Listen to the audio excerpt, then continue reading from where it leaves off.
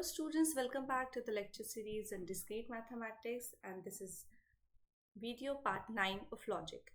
In the previous session we have learned the predicates. Let us see what are the quantifiers and the quantification. Let us go to the definition first. The definition is, if all variables in a propositional function are assigned values, then the resulting sentence becomes a proposition with a certain truth value. It may be true or false. Such propositional function with declarative true value is called quantification. We have seen in the previous session that if a predicate p of x is assigned some variable value, then it is either true or false. So in such case, which is declarative truth value, that means it is always true or it is always false, is called quantification. Now, the set of values which upon replacement of a variable in a predicate into a statement is called the universe of discourse or domain of discourse, or just the domain. The domain of the p of x will be the set of values which upon replacement of a variable in a predicate is called the universe of discourse. Now let us see what are the quantifiers. Quantifying phrases such as for all, for every, for some, there exist, which signify quantity of the subject variable, are called quantifiers, which we are going to use in the statement. Now let us see the types of quantifiers. We have universal quantifiers and existential quantifiers. The first one is universal quantification. Consider p of x. It is a statement for all values of x in the domain. The notation for all x px denotes the universal quantification of p of x. That means for all is called the universal quantifier, and we read it as for all x px. That means p of x is true for all the values of x for a given domain. The statement for all x px is false if p of x is false for at least one x in the domain. That means if you are saying that for all x p of x is true, so for this truth value to be false, we should have at least one counter example for which p of x is false, and an element for which p of x is called, that will be called an counter example of for all x px. Now, universal quantifier for all can be expressed as for all, for every, all of, for each, given any, for arbitrary, and for any. Now let us see the next one. Existential quantifier. P of x is the statement there exists an element x in the domain such that p of x, that means for at least one value in the domain we have a value x such that p of x is true. The notation is there exists x px. It denotes the existential quantification.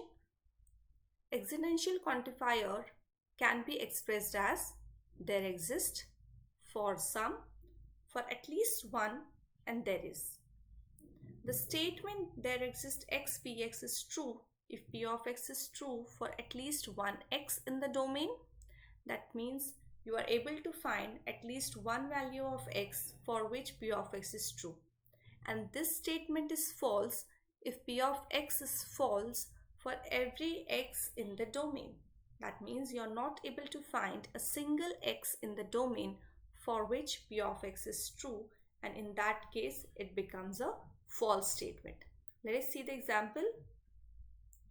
Consider p of x, x square greater equal 0. What is the truth value of the quantification for all x px, where the domain consists of all real numbers? That means we should be able to justify for all real numbers that for all x px is true.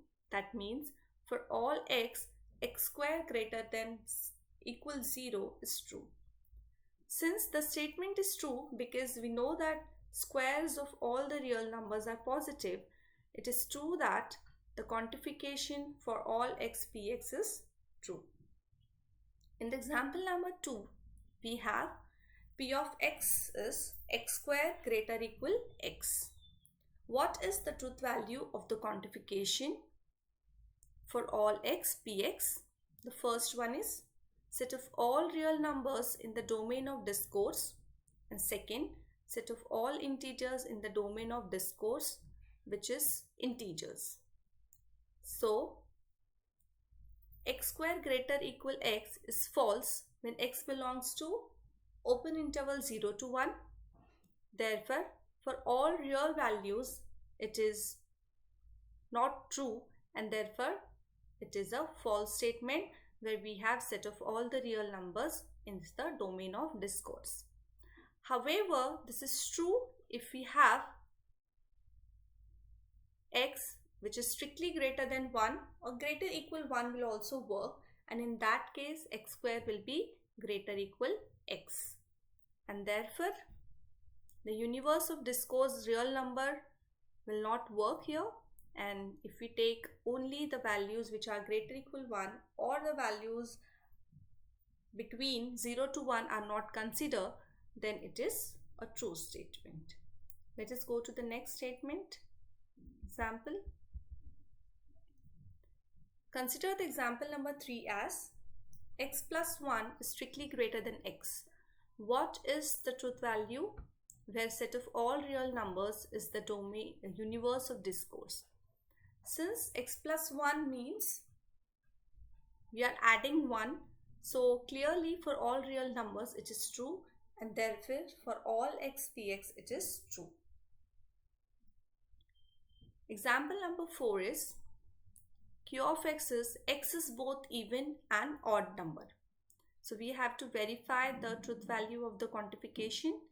Existential quantification, there exists x qx, where the universe of discourse is a set of integers.